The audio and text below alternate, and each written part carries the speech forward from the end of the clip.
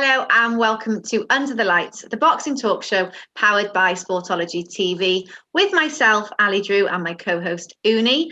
On the last episode, I was joined by Commonwealth light heavyweight champion, Lyndon Arthur, who was talking to us about the recovery from his operation and the possible Anthony Yarde rematch. But on today's episode. This time around, we bring your former world champion, somebody who's well known if you're from the UK and fought in one of the biggest fights against one of the biggest opponents a couple of years ago. British champion, been there, done that. You know, he's still waiting for his next fight, but none other than Liam Smith. Liam, it's a pleasure to have you on. How are you, sir? You all right? Yeah, I'm good. Not too bad. Plugging away, but you know, I'm good. How's life been in regards to these crazy times that we live in? You know, like, you know, the COVID hit a year ago. People have struggled. Fighters have struggled to get fights. Yeah. You've been in that position as well. How's things been for you for the last 12 to 18 months? Yeah, you know, very, very tough, challenging, obviously, to a certain extent, but I can't really complain too much because there's people worse off than myself. You know, I'm healthy and my family's healthy, and that's all I can really, you know, that's all you can ask for in life. But from a business point of view, a work point of view, it's been tough. I haven't fought for, you know, over 12 months now, and I'm 32. I'm not really in a position where I can have 12 months sitting on the couch.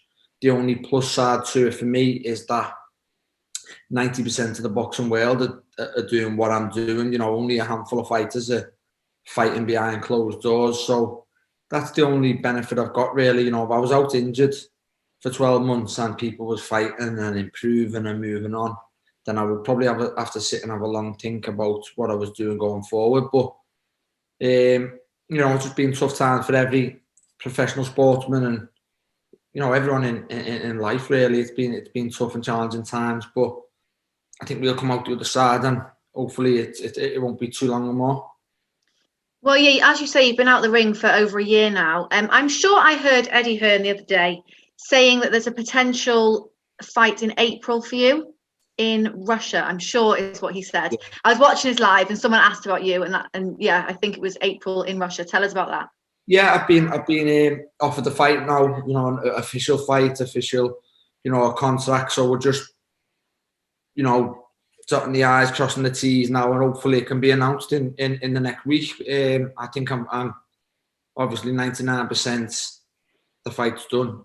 I'll fight in Russia, and we're just finalising the official date. And obviously I think that there's other little bits that I don't really understand. Obviously all the little bits of the details, you know, I don't know what TV channel it might be yet, but I'll definitely fight, you know, before the second week of May. And hopefully I can get back. You know, it's a very good fight, and it's one that puts me right back in a position to, you know, to challenge for a world title again. Who's it against, Liam? You know what? I don't even know whether I can say until it's announced. But you know, obviously, yeah, it's no secret. You know, I'm going to Russia, so obviously it should be easy enough to point out who it is. That's fine. Yeah. So preparing for this fight, how's the training gone so far? We know that with sort of fights not getting announced and then getting delayed because of COVID and everything else, how's that treated you in regards to training for this fight? Yeah, you know what? Now I feel it's weird that the training I've been doing of late, and you know, I feel like I'm 21 again. The amount of training and running, I've never ran as much as I have in the past 6 weeks since I was about 22, 23. You know, I feel like I've got a new fire inside me. I don't know whether it's I've just had a little girl. I don't really know. I can't put my finger on what it was, but what it is. But I've you know, I've been out the ring a long time, and the way I've trained over the past 5 weeks, you know, my weight's come right down. I'm not too far overweight now. You know, usually I'm 2.5 stone overweight. You know, 11 weeks out from a fight, and you know, I've trained very well, and I'm in a good position now to start a 10-week camp. Do you normally sort of cut weight all right? Are you one of the fighters that does all right with the whole weight thing? No, obviously not. I think, you know, any fighter who says they easy to do the weight, they'll probably be telling you lies. You know, every fighter struggles with weight. You know, if you'd offered me a fight tomorrow at middleweight or super middleweight, I'd struggle doing that. You know, I think every fighter struggles. It's just the way they are. But obviously, that's a question people are asking in boxing. But people doing weight cuts, you know, why don't people fight and at the weights they're walking around at? But it will never work that way. It's just people are trying to gain every advantage they can, cutting as much weight as they can, and you know that's the tough part of boxing, cutting weight. It really is. Even UFC, I can remember Darren Till when he had to cut weight, and this video went viral, and it was disgusting the night before the weigh-in. Like people ask me, is that really like that? And I said, yeah, that is the extreme of some weight cuts. I've seen it. You know, I've had a couple where I've kind of been in the same situation. Obviously, not everyone is as brutal and as extreme as that, but if you kind of make a mistake or you leave it late, that's the consequences you have to come across. And that's why doing weight properly is a big part in your 10-12 week training camp. And that's the bit a lot of people don't see. You know, obviously, I don't mean to sound, how can I put it? I don't know the word I'm looking for, but people turn up on the night and see you fight, 12-round fight, and just think you get the glory of that, and you get the luxury of getting in the ring, body beautiful, and just they don't see the 10 weeks beforehand. You know, you're eating clean, you're out running early or late at night, whatever your schedule is. People just think you turn up fit, on weight, and that's it. You've done no hard work beforehand, and you know you reap the rewards after it. People don't see after the fight they will leave the venue and go and get a pint somewhere, whereas you might leave the venue and go straight to hospital. Or you're sitting, lying, getting stitches while everyone's out on the ale partying, and people don't understand and see that side to it, but it's the nature of the beast. Because obviously I've been involved in boxing for a good number of years, and I've been in locker rooms with big fighters, and even to the point where you've got to give your test afterwards, and when you sort of urinate, it's all black because of the internal body. It's crazy. It's disgusting, but I've showed people and said, do you know what, like that was my urine after the fight, and it was the colour of Vimto, and they're like, really? It's like, I said, yeah, and people don't see. After I fought Eglinton, I couldn't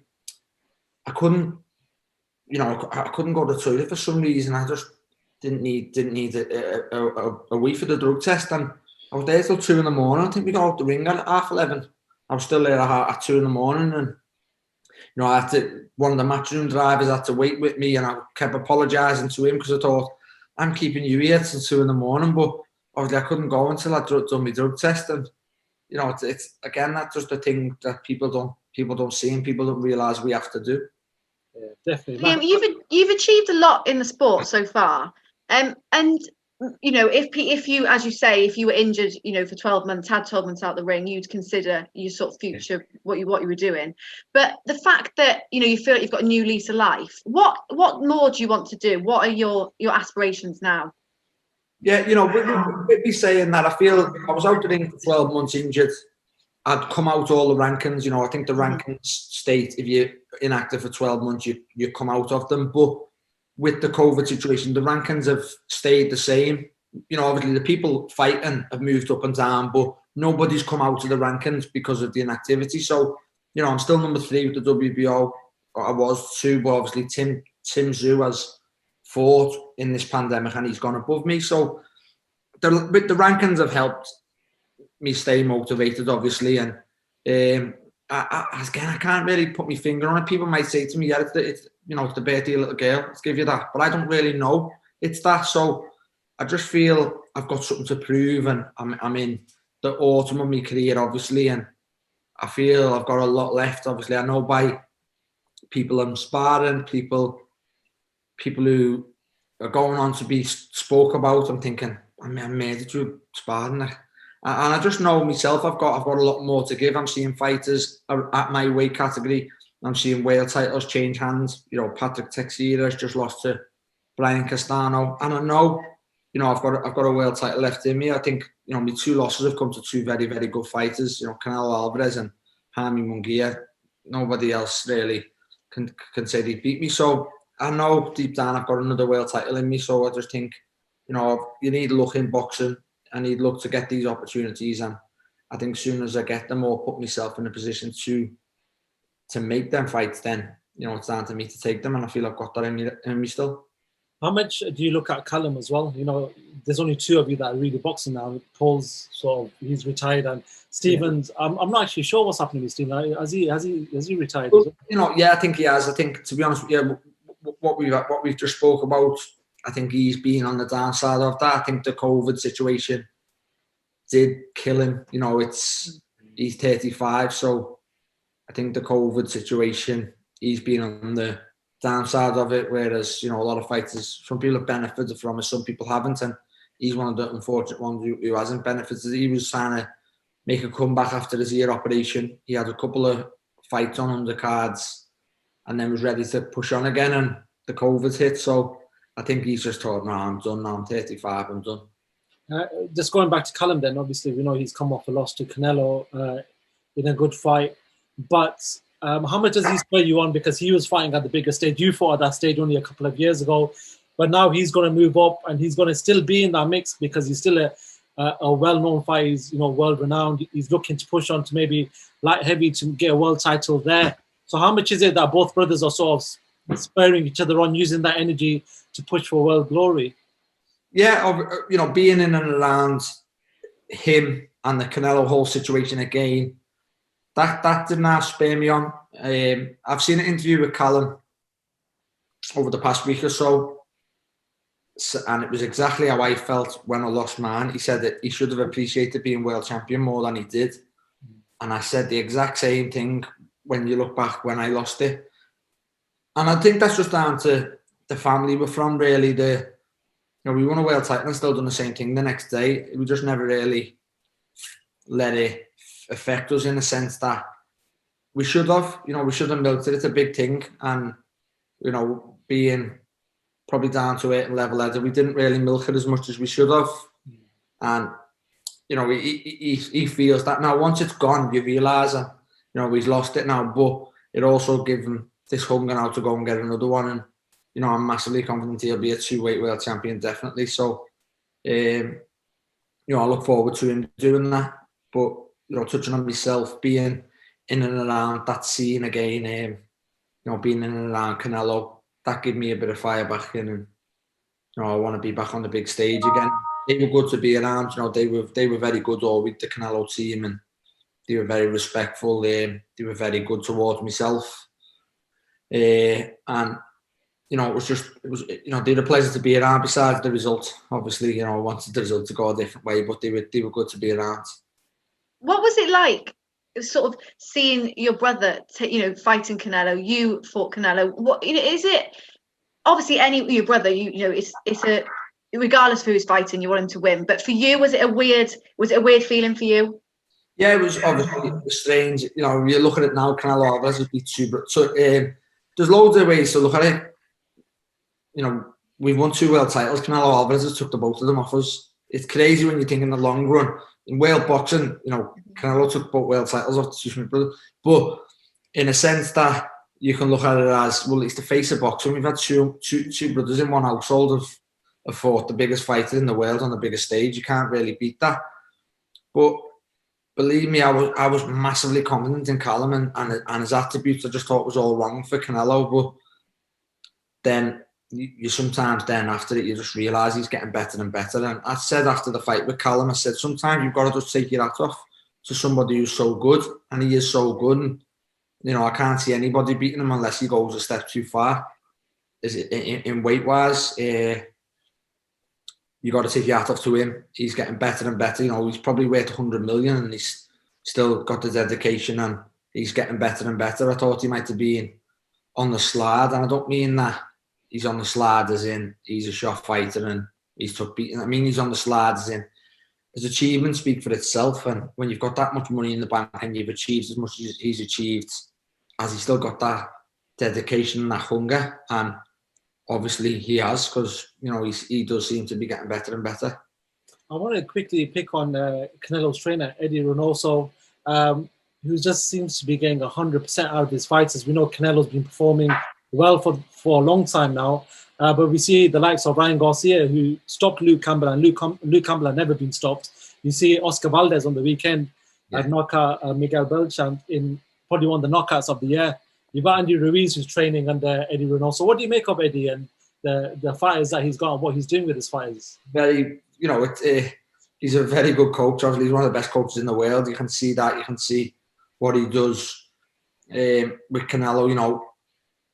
With the Valdez and stuff, he got Valdez as a world champion. So you can't really judge it too much on a Valdez. But he's had Canelo Alvarez since he was 15.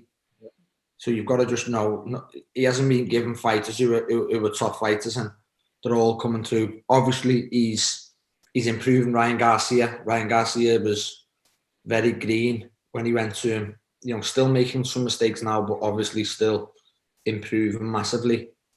But you only have to look at what he's done with Canelo over the years, and you've only got to look at Canelo still with him. So obviously puts all his trust in him fully. Still believes he's still learning off him.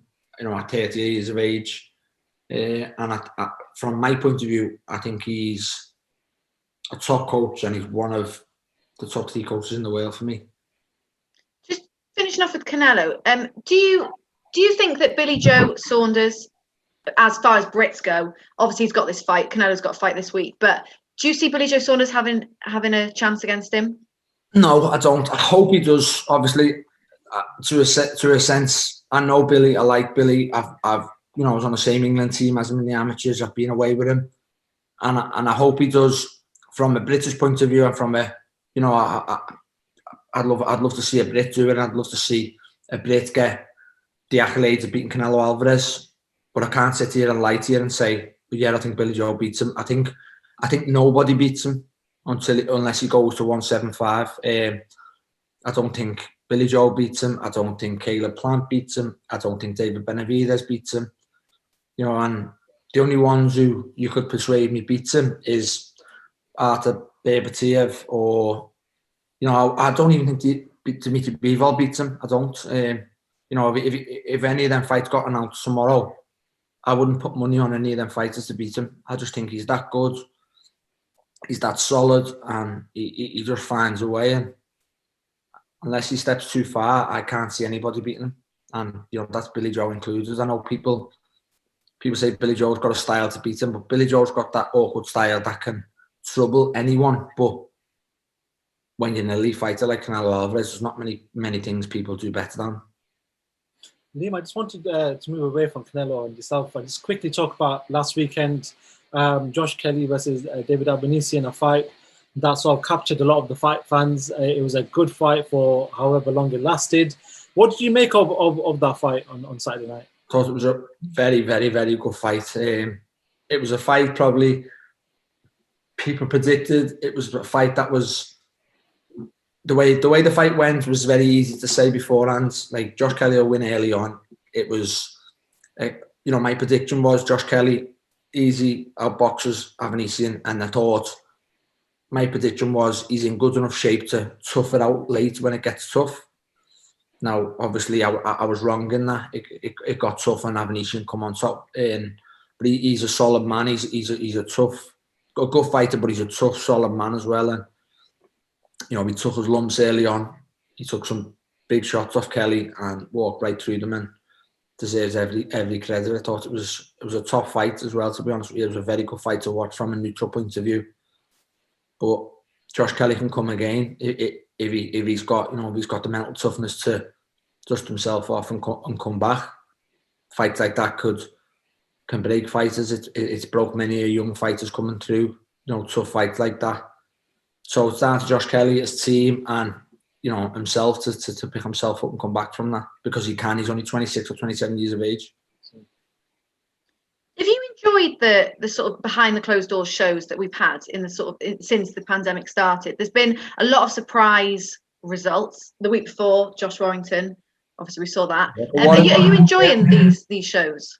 I'm interested in boxing being back, on the telly, and boxing being back as a whole. I do think it's bringing the favourites down a peg. It's giving the underdogs a bit of a live chance.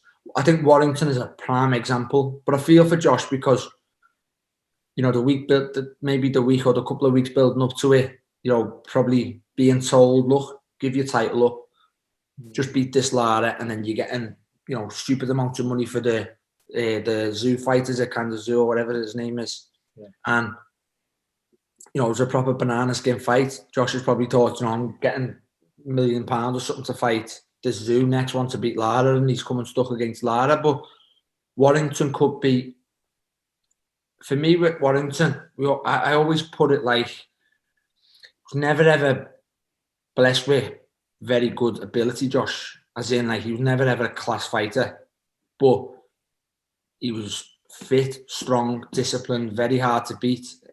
You know, he's a very good fighter. I'm not disrespecting him in that way, but I mean, like your Josh Kelly's, who is natural talent, just ability. That's not a Josh Warrington, but he was so fit, disciplined, listened to game plans, so hard to beat, and got to where he got to with a crowd. I think the crowd helped massively. Josh coming through was still fighting in front, you know, selling hundreds of tickets, doing 4 and 6 round fights. And I think the crowd played a big part in that last weekend. Liam, how much, I wanted to actually ask you then, you're in that ring, how much do you listen to the crowd? When you're one-on-one with this guy and it's only you two and the referee in the ring, how much do they have an influence on how you perform or what you do? You know what, it's hard to say. It is, you know, some fighters, I only hear certain voices. Okay.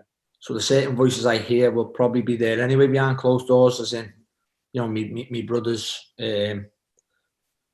But obviously you can hear background noise. Obviously you land a shot, you can hear a roar.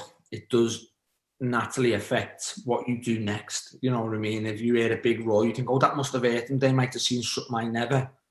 And it does have an effect, and it does play a part. Warrington, I thought, definitely played a part in him.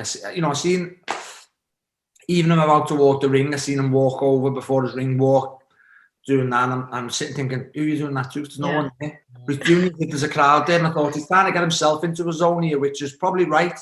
But it was just, I don't know, it's hard to say. Some people thrive with fans, some people don't, and that's why I do think it levels itself out now. It brings the favourites down a peg. It gives the underdogs, who probably think they're going into hostile territory, they're not no more. They're going into an empty arena, you know, with a few people shouting. So it's interesting. You're going to get a couple more while we're still going behind closed doors, because I don't think that's the end of the shock results. Robbie Davies one was a kind of a shock result, wasn't it? You know, that's a good talking point. And obviously I'd love to see an interview with Dominic Ingle, because obviously Dominic Ingle's a very good coach and one I respect highly, but I'd love to sit and pick his brains on why he made Robbie Davies stay southpaw. Yeah. What is your thoughts on that? Because obviously, was the issue that he was telling him to stay southpaw the fact that he when he was hitting, he was trying to switch himself? He wasn't. What was the issue? Do you think? Do you think that he wasn't staying in southpaw? Or do you think that the fact that he was in southpaw in the first place? I watched the fight again back just to make sure I was getting it right, what I was thinking. And he started the fight orthodox. He didn't start the best, Robbie. Then he turned southpaw.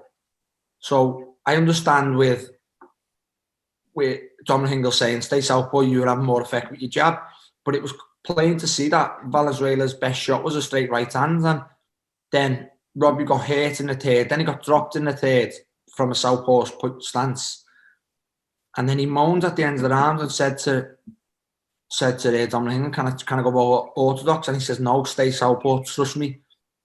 And then round 7 or 8, he has another bad round, and he says, can I go back orthodox? I'll be cute at orthodox, he said. They were the words out of his mouth. I had my telly on full blast, just making sure I could hear what and he said, I'll be cute at orthodox. And Dominic Ingle then says to him, no, stay southpaw, trust me. And he stays southpaw for the full fight. And I thought, now, again, that was me. I don't want to disrespect any coach, but if that was me, I thought you've put your trust in him after 3 rounds. He asked you to stay southpaw. Then after 7, you're still uncomfortable. You're the one taking the shots. For me, I'm changing. And I'll argue with my coach after it if he says I was wrong. But if I'm still taking them shots and I'm the one feeling that it's not working, then I'm taking it into my own hands and I'm changing myself. Because I just think you're the one in there.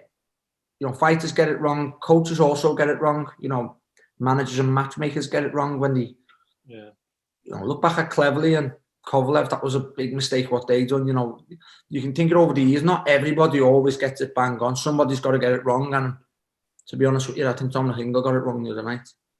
Yeah, it's interesting. I can't really say much, but because you're a fighter, you probably know a lot. I was thinking it, and then at the end, fair play to Johnny Nelson. He made me think. You know, I was thinking what I was thinking was right. He said, I'll have to ask Dominic Ingle why.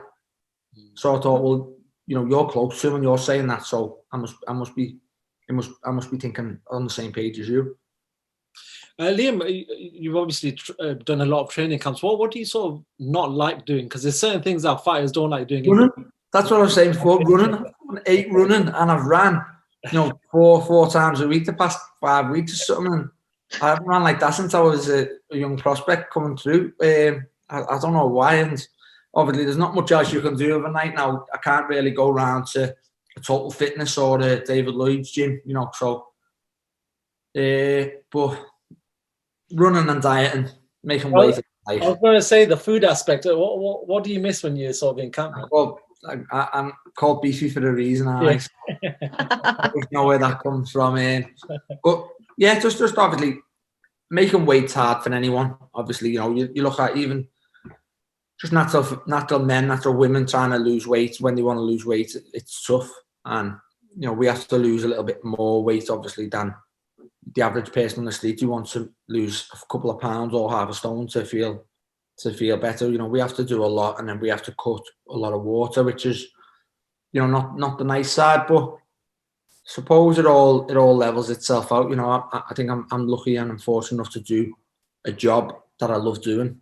You know, and I don't mean this in a disrespectful way, but I'm privileged that I go to a gym, come home, rest, and then maybe go running, rather than going on a building site with you know, minus two degrees or, you know, 4 degrees when it's freezing cold. And I think I'm lucky in a way that I get to do something I love.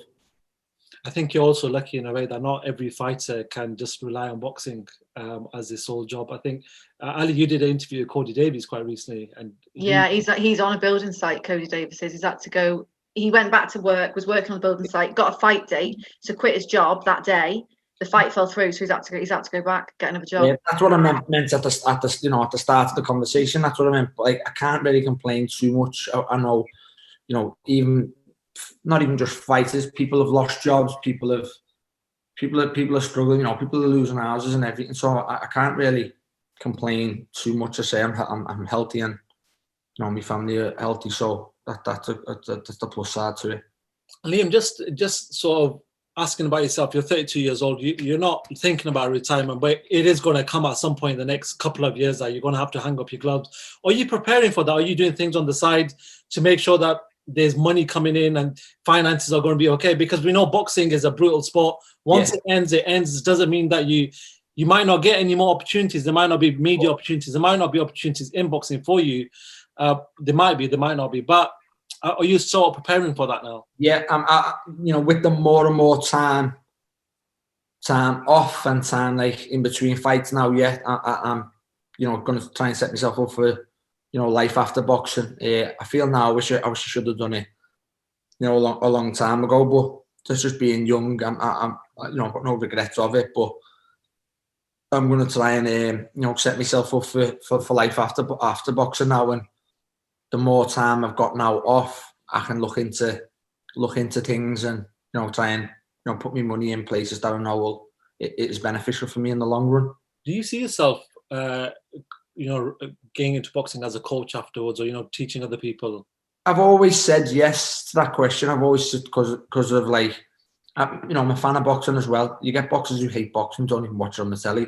You know, I'm if you throw a fighter's name at me, I'll probably tell you what weight he is, and I'm a fan, and I've had that for years. You know, if Joe used to get opponents for Marcus Morrison, Paul Butler, whatever, he'd phone me straight away and, you know, ask me who he was, or if he didn't really know. I'm a fan of boxing. I watch it every single day. So I do think I'll come back in some way or another, whether it be a trainer, whether it be, you know, a manager. I don't know. Probably would be a coach, but again, I wouldn't retire next year and then start becoming a trainer the year after. You know, I would take a couple of years away, make sure everything's okay in the background, obviously set me and me family up, and then once I'm secure and set up and happy with what's going on, you know, around me, then I can, you know, come back into boxing and maybe coach fighters probably.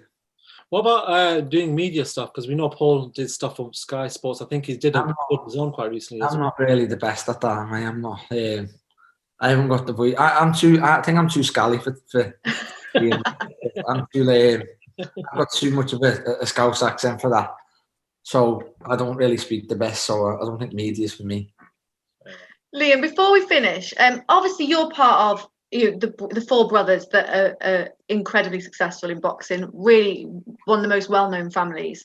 Do you find that that's brought more pressure to you, or do you feel that it's brought you more confidence because you're one of those? Both, to a sense. Now, with us being, well, to be honest with you, I think the success has helped, as in how close the four of us are, which is very close. You know, it's no secret, and it's also not for cameras and for you people to think. You know, we are very close. Paul and his lad have just left my house now. You know, we're very close, and every situation we've been in, we feel like we've been in beforehand. You know, like, see, like Callum the other day with Canelo, that could have got to him as in, I'm on the biggest stage here against the best fighter in the world. But how close he was to me, he feels he's been in this situation beforehand, because he sat there when I was about to walk the ring with Canelo. He's seen, and that was the same situation going through British title level. You know, every time we fought for the British title, I felt I'd been there before because Paul and Stephen had both won it. Now, it also does bring the pressure side to it, as in, you know, imagine I didn't win a British title and them three did. Life after boxing would have been brutal, because that's when you can sit and say you never even won a British title. So, but it also, it comes back to the fact that once they've won British titles, I think the natural pull will just think, oh, well, he should win one. You know what I mean? And you don't realise really how hard it is. And I try to say to people, I remember, I don't know if it was Tommy Coyle versus Luke Campbell or Tommy Coyle versus Tyrone Nace. And I remember the saying, they were trying to become the first British champion from Hull. Okay. And I was like, we've got four in one house. Never mind one city. You know, we've got four in one house. And I think people don't really, you know, maybe in years to come, people will think, you know, they won 4 Lonsdale belts between 4 brothers. And it's not like, you know, we had two all right brothers and 2 shite brothers, or like, and it's not like we had 2 professional boxers, 1 bricklayer and 1 painter. It was, you know, my mum's got 4 sons, all 4 of them are British champion boxers. And I think when you look into it, all 4 of them challenged for world titles. You know, 2 of them won, 2 of them lost. In years to come, maybe if you sit down and think, you think we didn't do too bad, but now while we're involved in it, I think the pressures are to it from the outside looking in. We don't really get the credit we deserve to a certain extent, and I don't mean that as in like, oh, we don't get no credit. I just mean when, you know, if you sat and you listened and we relay it to you, you think, wow, they haven't won a British title in Hull.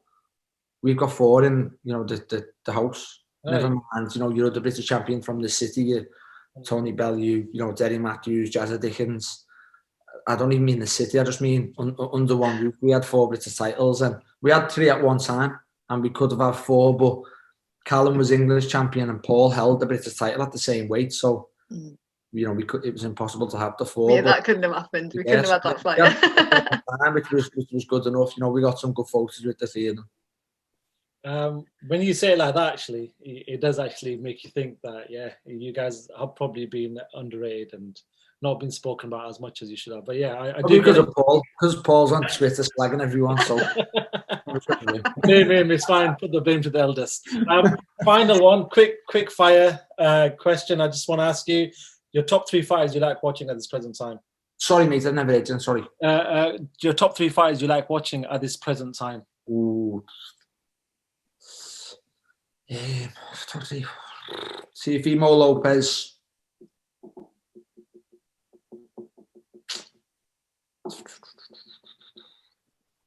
Canelo. Okay.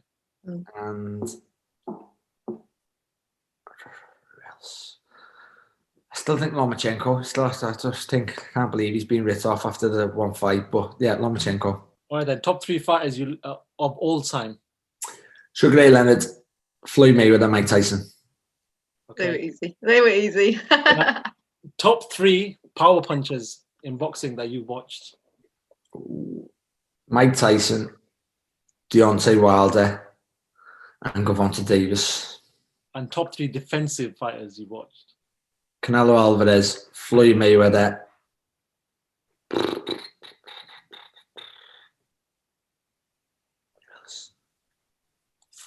Lomachenko.